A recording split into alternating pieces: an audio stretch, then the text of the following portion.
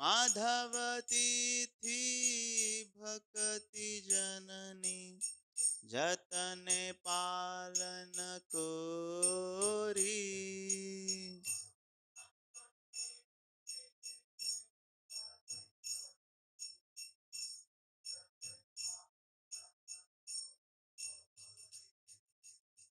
कृष्ण बसती बसती बोली परम आधर बोरी।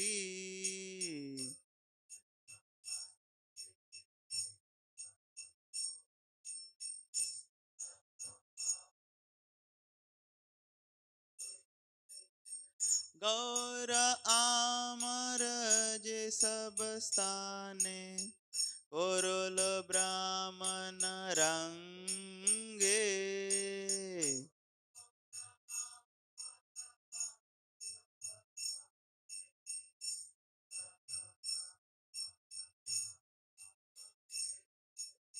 से सब स्थान हेरि बोआमे प्रणय भक्त संगे।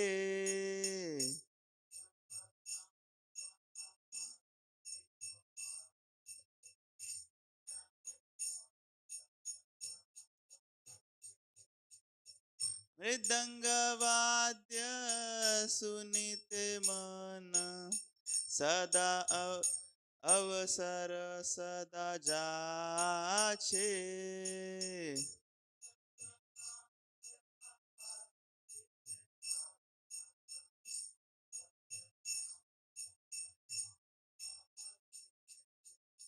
गौर विहित कीर्तन सुनी आनंद हृदय नाचे।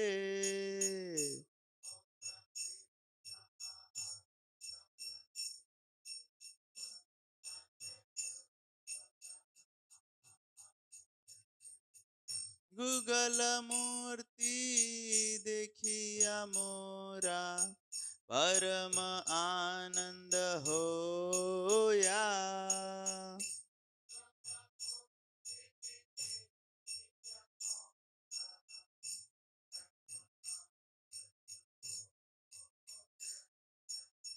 प्रसाद सेवा कुरित होय सकल प्रपंच जाया।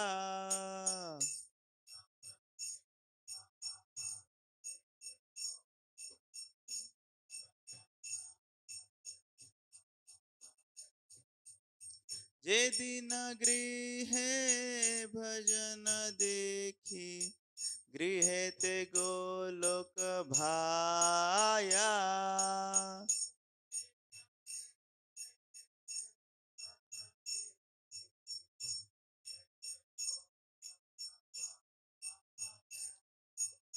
चरण सिंधु देखिया गंगा सुख न सीमा पाया।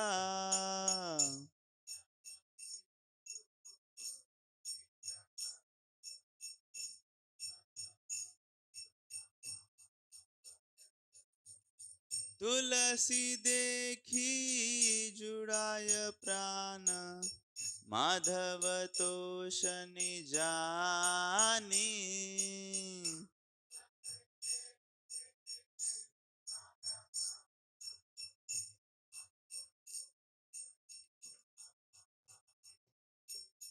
गौर प्रिया शाक सेवने जीवन सार्थक मानी।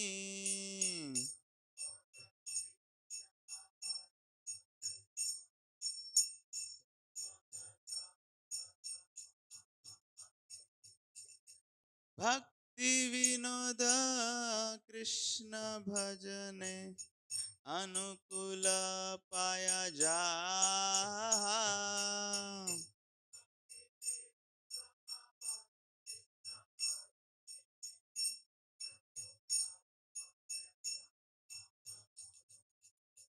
प्रति दिवसे परम सुखे स्वीकार करो ये ताहा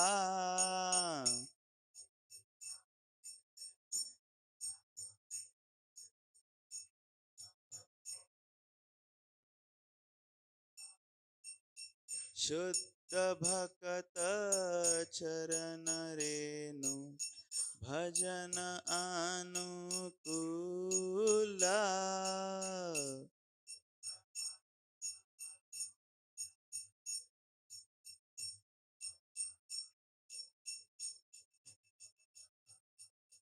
Hare Krishna Krishna Krishna Hare Hare Hare Rama Rama Rama Hare Hare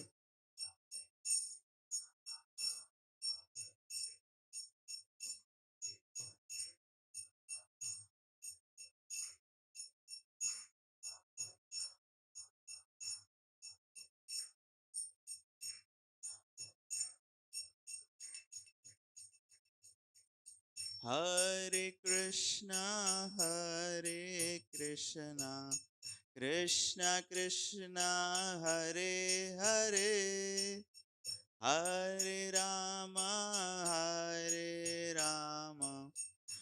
Rama Rama Hare Hare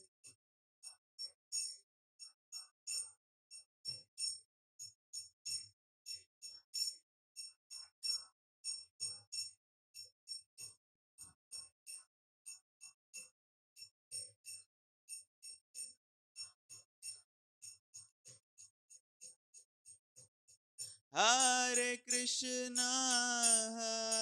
Krishna Krishna Krishna Hare Hare Hare Rama Rama Rama Hare Hare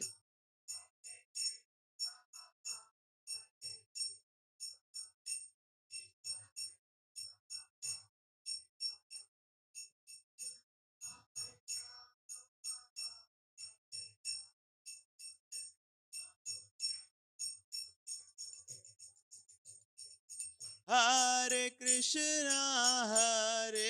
Krishna Krishna Krishna Hare Hare Hare Rama Rama Rama Hare Hare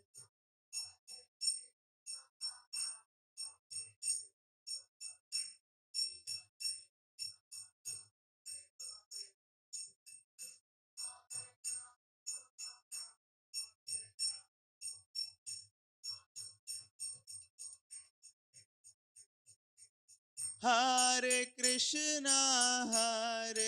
Krishna Krishna Krishna Hare Hare Hare Rama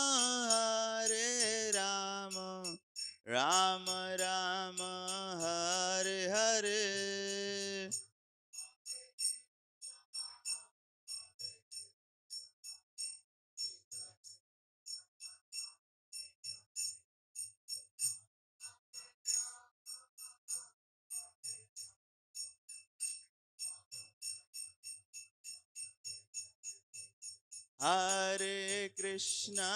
Hare Krishna Krishna Krishna Hare Hare Hare Rama Rama Rama Hare Hare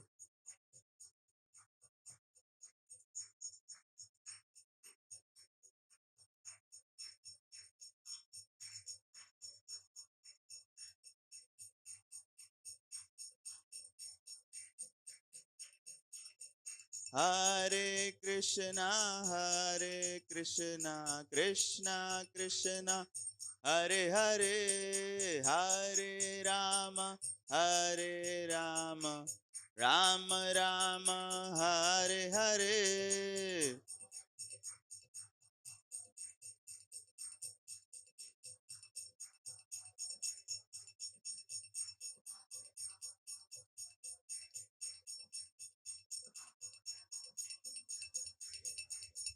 Hare Krishna, Krishna Krishna, Hare Hare, Hare Rama, Rama Rama, Hare Hare.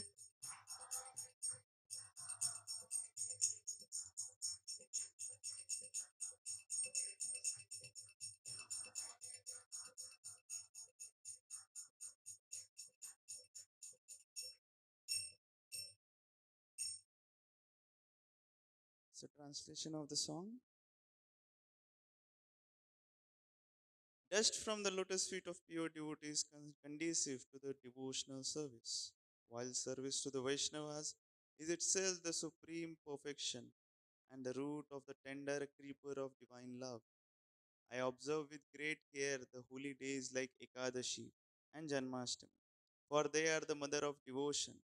As my dwelling place, I choose with the greatest of reverence and love the transcendental abode of Sri Krishna. All those places where my Lord Gaurasundara traveled for pastimes, I will visit in the company of loving devotees. My mind always begs for the opportunity to hear the music of the mridanga. Upon hearing the kind of kirtan ordained by Lord Gaurachandra, my heart dances in ecstasy. By beholding the deity form of the divine couple Shri Radha Krishna, I feel the greatest joy. By honoring the Lord's Prasada, I conquer over all worldly illusions. Golok Vrindavan appears in my home whenever I see the worship and service of Lord Hari going on there. Upon seeing the Ganges, which is a river of nectar emanating from the lotus feet of the Lord, my happiness knows no bounds. The sight of the holy Tulsi tree soothes my soul, for I know she gives pleasure to Lord Krishna. Honoring Shak, a dear favorite of Lord Chaitanya, I consider life worthwhile. Whatever Bhakti Vinod obtains, that is conducive for the service of Sri Krishna. He accepts every day with the greatest of joy. Srila Bhakti Vinod Thakur ki Jai.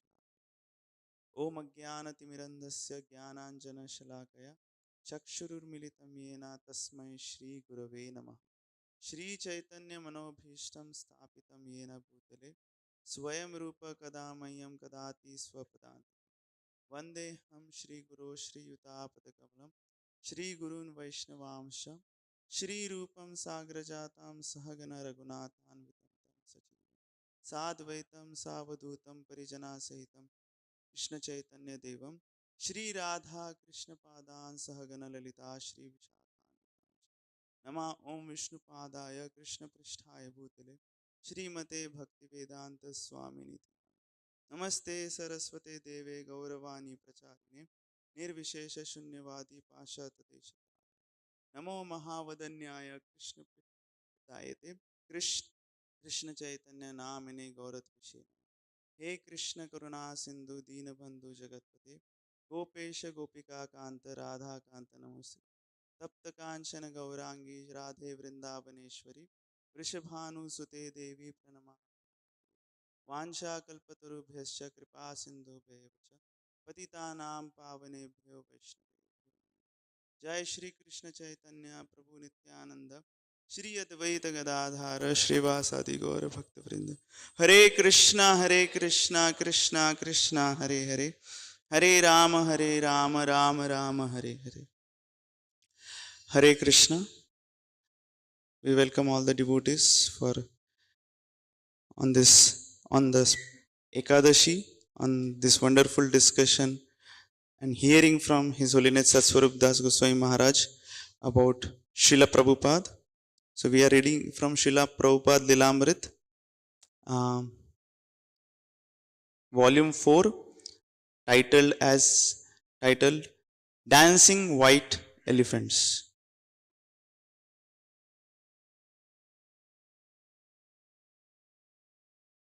We seek blessings from His Grace Anandmay Prabhu, because we are becoming more close to Srila Prabhupada by Prabhuji's presence. Prabhupada saw no need to fabricate a special program for the social problems of Calcutta. So this chapter, Dancing White Elephant, is the time when Srila Prabhupada's senior most disciples, they came to India along with Srila Prabhupada. So team of 10 devotees were there, and they were traveling in different parts of India.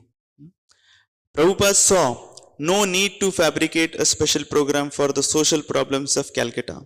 Chanting Hare Krishna was the only panacea for all material diseases. The question was how best to use his American disciples to give this panacea to the Indians. Prabhupada had his party of 10 devotees, and he had asked his leaders in the West for 20 more within the month. He had ordered $60,000 worth of books and magazines from Dainipan, and his sannyasis were going daily into the streets to perform kirtana. The Sankirtan party was getting a good response. 7-headed westerners wearing shikhas, Vaishnava tilak and saffron robes, playing kartal and mridangas, chanting Hare Krishna with heart and soul, quoting Sanskrit verses from the Bhagavad Gita, affirming Lord Krishna to be the Supreme Personality of Godhead. For the Bengalis, this was sensational, and hundreds would gather to watch. Prabhupada knew the great appeal his disciples would have. Everyone would want to see them. He therefore affectionately called them his dancing white elephants. These same devotees who had grown to love chanting Hare Krishna in the streets of San Francisco, Los Angeles, and New York were now going into an exhausting heat never encountered in America, and chanting on Dalhousie Square for several hours daily. Crowds would press in closely, sometimes teasing, laughing, or scoffing, but more often looking on with deep amazement. Shri Shri Gaur Nitai ki jai, Shri Shri Radha Madan Mohan ji ki jai, Shri Shri Jagannath Baldev Subhadramai ki jai.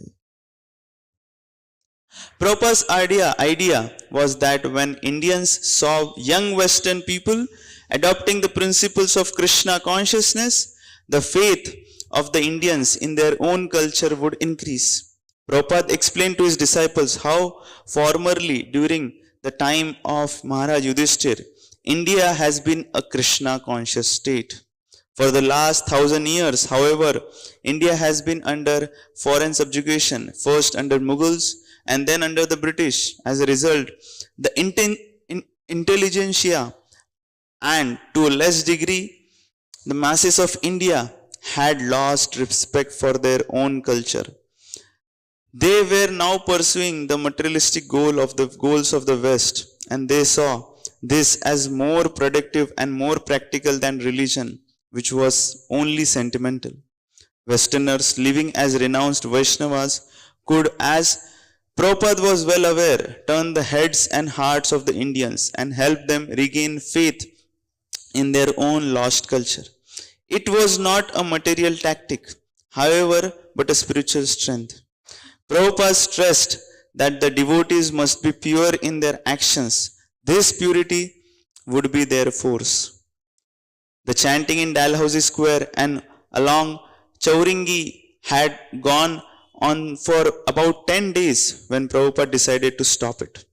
The street kirtan, although an excellent method of preaching, was not the most effective method for India. He said, there were many professional kirtan groups in Bengal, and Prabhupada didn't want his disciples to be seen like that, as professional performers or beggars.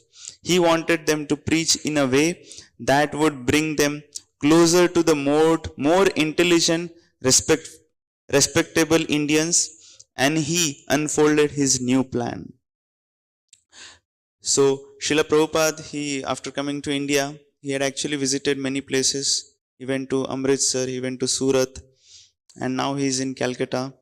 And he is seeing, personally observing how this Sankirtan is being performed. And Srila Prabhupada, though Sankirtan was good, but then he was looking that how he can more effectively affect the Indian society. That was his desire.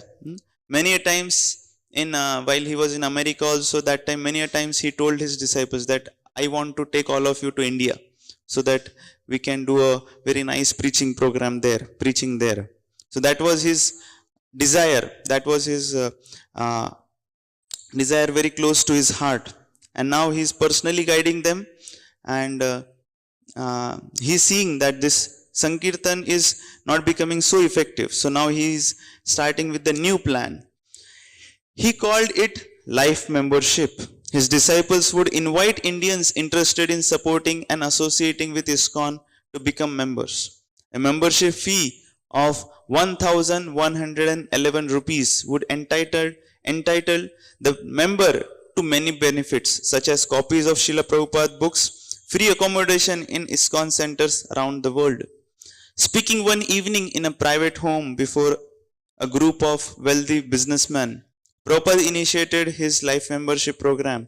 After lecturing, he invited his audience to become ISKCON life members, and several Calcutta merchants immediately signed. So one of the life member, B.L. Jaju, he speaks his memories. I was really overwhelmed by the simplicity of Prabhupada's nature. He told me how he had been carrying on his regular business when his guru had told him that 400 years back, Chaitanya Mahaprabhu had said that Hare Rama, Hare Krishna would be chanted all over the world. He said that was the job given to him by his spiritual master, and that he would have to go to America and do it. I found no snobbery in him. He was very simple, and he was telling, as if my brother was telling to me, simply how he went to US, how he started, and how gradually he planned to have this Krishna consciousness throughout the world. Seeing his disciples who had changed their lives, I began to think, why not I? In my humble way, I should do something without worrying what other people are doing. I found that imperceptibly he was affecting my life, my wife, and even my son were really surprised when they found that these white people whom he taught could never turn to Krishna consciousness had changed so much. So we thought we also must try to follow better the teachings of the Gita. Whether at a life member's home, at a formal lecture before a large audience, or in his room, Prabhupada continued speaking from Bhagavad Gita and Srimad Bhagavatam about Krishna and Krishna consciousness. Of this he never tired.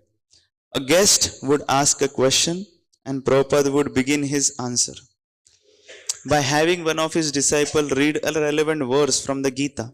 Then he would explain it. If the guest was unsubmissive and wanted to challenge, Prabhupada would argue. Sitting at his low desk, occasionally drinking water from his lota, Prabhupada would talk hour after hour. The temperature rose to 100 degrees, and as Prabhupada sat in his room preaching, he wore no shirt, only a simple top cloth, which left his arms, shoulders, and part of his chest bare. Sometimes the devotees sitting with him would be sick or sleepy or otherwise inattentive, and sometimes they would excuse themselves, returning hours later to find him still preaching. Guests also came and went, yet, except for a nap after lunch, Prabhupada kept preaching, and often throughout the day and into the night. Never bored with his subject matter, he would speak as long as there was an interested hearer. His audiences varied.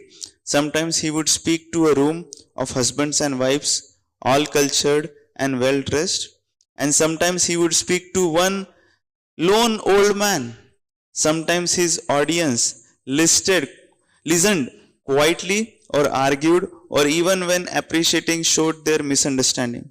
Sometimes a guest would ask him why he criticized Bengal's reputed saints and politicians, and he would explain on the basis of Bhagavad Gita that the real sadhu always glorifies Krishna. Prabhupada often related his preaching to events of particular interest to his audience, such as Calcutta's political unrest or the downfall of Vedic culture. Yet his concern for local affairs was only the practical necessity of the moment, for he was beyond India. He was thinking of people, places, and activities all around the world. In answering his letters, he would deeply ponder matters in England, Australia, Hawaii, or New Vrindavan. And beyond this, he would always be thinking of Krishna. He wanted to glorify Krishna throughout the world. India happened to be his present field. The devotees in India had the privilege of closely observing Prabhupada in his preaching. His superior tolerance and kindness both inspired them and by contrast exposed to them their own inadequacy. As newcomers to India, the devotees were still greatly involved with the practical affairs of living in Calcutta. Weather, disease, and culture shock distracted their minds from Krishna consciousness. But Prabhupada's presence, his preaching, and his example reminded them that reality was beyond the body. Sometimes the devotees criticized certain of Prabhupada's visitors. They met Indians who sat with Prabhupada and presented a facade of godliness, but who later smoked cigarettes and showed other signs of low character. Once a group of devotees complained to Prabhupada about these hypocritical Indians, but Prabhupada told them the story of bee and a fly. Bee, he explained, always looks for honey, and the fly for a nasty sore or infection. The devotee should be like honeybee and see the good in others, not like the fly looking for the faults. Prabhupada's disciples discovered that the best way to learn to live in India was to exactly follow what Prabhupada did. When taking prasadam with him at someone's home, they would eat the same foods as he, and in the same order. When he would finish, they would finish. And when he would wash his hands, they would wash.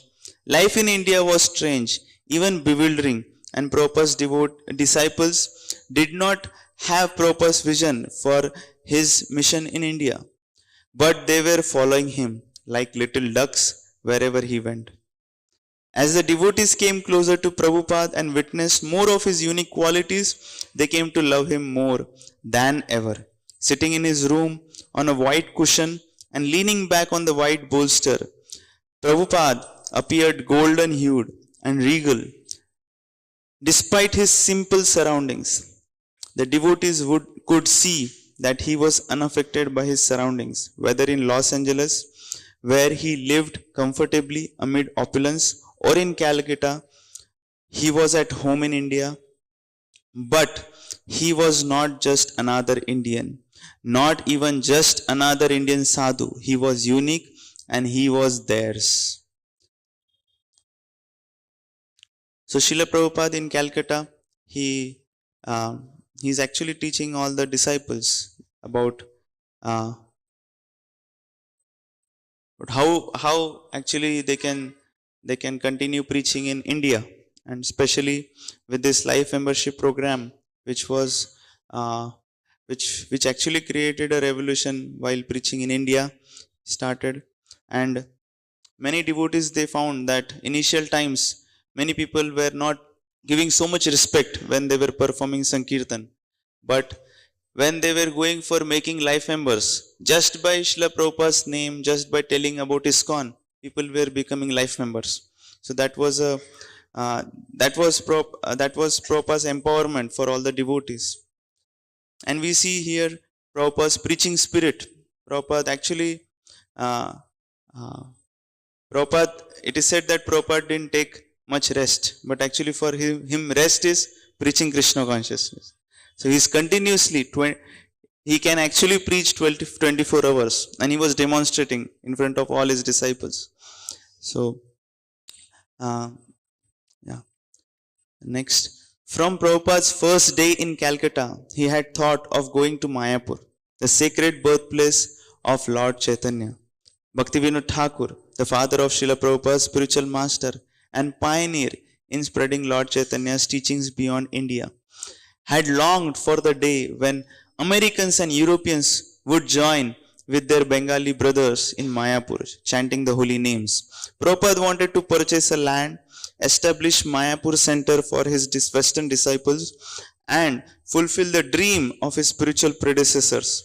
He had written to one of his god brothers, I wish to go to Mayapur to pay my respects to our beloved spiritual master, His Divine Grace, Srila Prabhupada, as well as to complete the purchase of the land. So if Jagmohan Prabhu will accompany us to finish this transaction, it will be very kind of him. And I hope you will kindly request him to accompany us. The followers of Lord Chaitanya except Mayapur 110 miles north of Calcutta to be identical with Vrindavan. 5000 years ago, Lord Krishna lived in Vrindavan, performing his childhood pastimes. And 500 years ago, Lord Krishna appeared in Mayapur as Lord Chaitanya. For the Gaudiya Vaishnavas, therefore, Mayapur and Vrindavan are the two most dear and sacred places on earth. What better place for ISKCON to have its world headquarters than in Mayapur? But despite various attempts, over the past several years, Srila Prabhupada had still not acquired property there. He had gone to Mayapur with Achyutananda in 1967, seen a plot of land and asked Achyutananda to try and get it. But Achyutananda and the Muhammadan owner had never reached an agreement. Some of Prabhupada's god brothers had temples and property in Mayapur, but they would not help. Some even seemed to be working against him. When Prabhupada had written one of his god brother in Mayapur asking to help Achyutananda secure land, Prabhupada's god brother's secretary had replied that he was unable to do so. The secretary had remarked, one must be very fortunate to get land in Mayapur. Prabhupada criticized his god brother's uncooperative spirit. He was becoming impatient. Why are we not able to get the land in Mayapur? He asked his disciples. This is dragging on for 300 years. Again he wrote one of his god brothers regarding propagating the name of Sri Mayapur as birthplace of Lord Chaitanya. It is going on regularly in our different literatures and books. If you kindly take the trouble of coming here conveniently, I can show you how we are giving publicity to the birth site of Lord Chaitanya. Perhaps you know I begged from His Holiness Shripad Tirth Maharaj a little piece of land at Mayapur for constructing a home for my Western disciples. But he refused the proposal. Srila Bhaktivinoda Thakur wanted that the American and European devotees would come to Mayapur, and the prophecy is now fulfilled. Unfortunately, they are loitering in the streets of Calcutta without having a suitable place at Mayapur. Do you really think it is all right? Accompanied by a small party of men, Prabhupada took the train to Navadvip, just crossed the Ganges from Mayapur. There, they were met by members of Devananda Mutt. Riding in the rickshaws to the Devananda Mutt, the devotees were charmed by the rural atmosphere of Navadvip. Everything was lush from the rainy season, and the devotees found their romantic expectations of India now being fulfilled as they proceeded along roads lined with tropical vegetation. At the Devananda Mutt, Prabhupada and his disciples were given special prasadam and good accommodations. Then the rains returned. Day after day, the rains came and the Ganges rose higher and higher until crossing the swift river into Mayapur became impossible. Since the rains were not likely to abate soon, Prabhupada decided to leave, and he and his disciples boarded an early morning train to Calcutta. The tracks were flooded. Repeatedly, the train had to stop, once for more than 8 hours. The heat and the crowds of the passengers constantly passing through the car made the uh, wait torturous for the devotees. Prabhupada asked one of his disciples to take a rickshaw and try to arrange better transportation. Nothing was available. At last, the train continued towards Calcutta, only to stop at the next station, where all the passengers changed to another train. Finally, Prabhupada reached Calcutta and Mr. Das Gupta's home. Maybe Lord Chaitanya does not want us to establish our headquarters in Mayapur, Prabhupada said. The two purposes in his mind, establishing a place in Calcutta and purchasing a land in Mayapur, he had not accomplished. Prabhupada continued holding programs in people's home and talking with guests in his home. One day, Mr. Dandaria visited Prabhupada and mentioned Bombay's upcoming Sadhu Samaj, a gathering of the most important sadhus in India. It was to be held in Chowpatty Beach and promised to be a big affair. Mr. Dandaria requested Prabhupada to attend and Prabhupada accepted. So then Prabhupada actually went for this program at Bombay, October 1970. Responding to Srila Prabhupada's request for more disciples to join him in India, a group of 20 American devotees traveled to Brussels and took an inexpensive flight aboard a propeller-driven craft to Bombay. At the airport, while the devotees were wondering where they should go, Mr. Kailash Seksaria, a wealthy Bombay businessman and a nephew of Mr. Dandaria, approached them with a letter from Prabhupada. Mr. Seksaria had arranged for several cars and he escorted the devotees to his home in affluent Bombay residential area on Marine Drive. He fed them and provided them living quarters. 2 days later, a telegram arrived informing the devotees and their host that Prabhupada would be arriving the next day. Prabhupada arrived at the Bombay airport and after an enthusiastic reception, rode with Mr. Seksaria to his home. Marine Drive runs along the seashore and the houses lining it belong to the very rich. Mr. Seksaria's residence was 7 stories and he offered Srila Prabhupada the first floor with its large room overlooking the Arabian Sea. Bombay, Prabhupada said, was India's most materialistic city.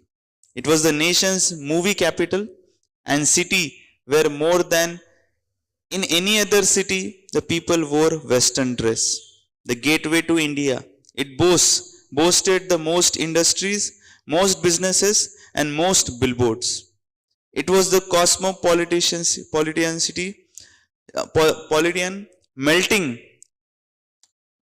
melting pot of cultures and religions, but had none of the Naxalite terrorism of Calcutta or the heavy political atmosphere of New Delhi. Nor did it have the aristocratic families who worshipped Lord Chaitanya and his Sankirtan movement. But it had its own advantages for preaching. Prabhupada said, it was a city of wealth, with many pious citizens who were intelligent and quick to adapt a good idea. He predicted Bombay would be a favorable city for Krishna consciousness. Prabhupada's first Bombay preaching engagement was at the gathering of sadhus, a pandal in an open field just a few blocks from Mr. Seksaria's home. Prabhupada's disciples had also been invited and they arrived several hours before Prabhupada. The array of Indian sadhus sitting on stage in long rows startled the devotees. Some of the sadhus were bearded, some shaven-headed, and some with long matted hair, and holding tridents, some covered with ashes, and some adorned with beads and clay markings. The devotees were amazed And many of the sadhus, on seeing the white-skinned Vaishnavas, were also amazed. When the devotees came on stage and began their kirtan, the audience responded by clapping in rhythm and chanting. Afterward, on the advice of Mr. Seksariya, the devotees took their kirtan out into the streets and many of the audience followed. That evening, the devotees returned to the pandal with Prabhupada. Prabhupada sat on a raised platform and his disciples sat at his feet. After having three of his disciples speak in English, Prabhupada spoke in Hindi, while the audience of more than 500 listened silently. After his lecture, he came down from the platform and a crowd gathered around him, touching his feet and following him to his car. When Prabhupada heard from his disciples of their spontaneous kirtan through the streets of Bombay, he said, they should go to the busiest bazaars and chant daily. So they did. Wherever large number of peoples gathered, the devotees would go and chant. They were strong, youthful, exuberant and faithful. They would chant in the streets for 3 or 4 hours each day. Although Prabhupada did not physically go into the streets chanting with his disciples, he was with them by his instructions and by his presence before they went out in the morning and when they returned in the evening. They were chanting because he had told them to do.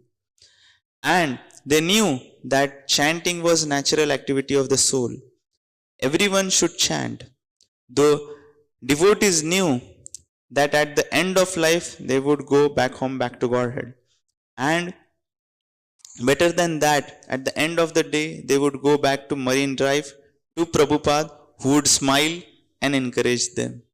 Radio stations and newspapers took note of the Western devotees chanting in the city. One article appeared in the October 10 edition of the Times of India. A group of Americans, including women with babes in arms, belonging to the International Society for Krishna Consciousness, ISKCON, has been moving around Bombay during the past few days chanting Hare Krishna, Krishna Krishna, Hare Hare, Hare Rama, Rama Rama, Hare Hare. To the accompaniment of cymbals, castanets and drums, the mridangams. Can the materialistic West or at any rate a microscopic part of it have turned to at last to embrace the spiritualism of the East? I met several of the Kirtan chanting Americans who had come here to attend the 7th All India Conference at the Bharat Sadhu Samaj, which begins here today, and was at once struck by their sincerity and their utter surrender to the cult they have adopted. The Vaishnavas of Mathura could not be so guileless, I thought, as this band of bhakti enthusiasts. The sand of Chowpatty beach was fine and clean. The audience numbered in the thousands. Sadhus sat on stage, Prabhupada and his followers among them. It was twilight. The sky above the Arabian Sea was cloudy, and a pleasant breeze was stirring. There had already been 2 lectures expounding the Mayavad philosophy, and now it was the time for Prabhupada to speak, the last scheduled speaker of the evening. The audience was eager to hear him. His accomplishment in the West had caused great curiosity, especially now that he had arrived in Bombay and his devotees were chanting daily in public. Prabhupada's disciples, bored and exasperated by the preceding 2 hours of Hindi oratory, could scarcely wait any longer for Prabhupada to speak. But Prabhupada, instead of addressing the audience, turned to his disciples and said, "Begin chanting." As soon as the devotees began the kirtan, little Saraswati stood and began to dance. Following her, other devotees rose and began to dance. As the kirtan came alive with the mridangas and kartas, the dancing and chanting of the devotees seemed to disturb some of the sadhus on stage, who rose one by one and left. The audience, however, responded enthusiastically, many of them standing and clapping. After 5 minutes of ecstatic kirtan, the devotees spontaneously jumped down onto the sand and headed towards the audience. Thousands in the crowd rose to their feet and began to move along with the devotees in a dance backward and forward. Indians began crying in uncontrolled happiness, overwhelmed by the genuine Krishna bhakti of these foreigners. Never before had such a thing happened. Policemen and press reporters joined the chanting and dancing. Chaupati was in the uproar of Hare Krishna Kirtan as Prabhupada and his disciples showed the potency of Lord Chaitanya's Sankirtan movement. After about 10 minutes, the Kirtan ended. Though a tumultuous unrest pervaded the talkative crowd, 15 minutes elapsed before all the people returned to their seats and program could continue. The devotees had left the stage and taken their seats on the ground level, leaving Prabhupada alone on stage. Prabhupada's voice echoed with the public address system. Ladies and gentlemen, I was requested to speak in Hindi, but I am not very accustomed to speak in Hindi. Therefore, the authorities in the meeting have allowed me to speak in English. I hope you will follow me because it is Bombay and most people will be speaking English. The problem is that this evening speaker, His Holiness Swami Akhandananda ji, spoke to you. How we can make everyone accustomed to take good habits? Sadachar. I think in this age, Kali Yuga, there are many faults. Prabhupada went on to explain the power of Lord Chaitanya's movement to clean the hearts of everyone. He referred to the two great rogues whom Lord Chaitanya had delivered, Jagai and Madai. And now we are saving wholesale Jagais and Madais. Therefore, if we want peace, if we want to be situated on the Sadachar platform, then we must spread the Harinam Mahamantra all over the world. And it has been practically proven. The Americans and European Vaishnavas who have come here, who have chanted the Hare Krishna mantra, they were cow flesh eaters and they were drunkards. They were illicit sex mongers. They were all kinds of gamblers. But having taken to this Krishna consciousness movement, they have given up everything abominable. Sadachar has come automatically. They are no more meat eaters, no more gamblers, no more illicit sex mongers, no more intoxicators. They do not even take tea. They do not even take coffee. They do not even smoke, which I think is very rare to be found in India. But they have given up. Why? Because they have taken to this Krishna consciousness. Prabhupada ended his talk after about 5 minutes. I do not feel that I have to say very much. You can see what is the result of Krishna consciousness. It is not something artificial. It is there in everyone. I have not done anything magical, but this Krishna consciousness is present in all of us. We simply have to revive it. The audience responded with cheers and a great round of applause. Prabhupada, with greater force and eloquence than the long-winded Mayavadis, had shown the essence of spiritual life, ecstatic chanting of the holy names, and he had offered the living testimony of his American disciples. So we'll end here. Srila Prabhupada ki jai. His Holiness Saswara Das Goswami Maharaj ki jai.